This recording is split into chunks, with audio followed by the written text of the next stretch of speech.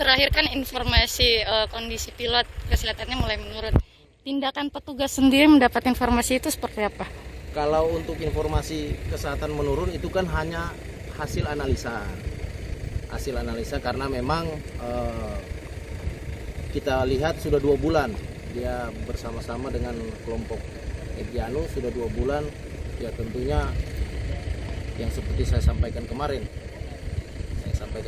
bahwa kondisi cuaca juga akan berpengaruh, makanan akan berpengaruh.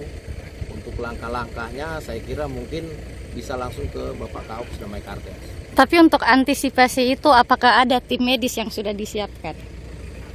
Kalau untuk tim medis yang disiapkan untuk Terkait kondisi kesehatan. kalau tim pilotnya. medis selalu siap. Setelah pilot itu nanti berhasil dibebaskan oleh aparat TNI Polri, tentunya tim medis sudah disiapkan.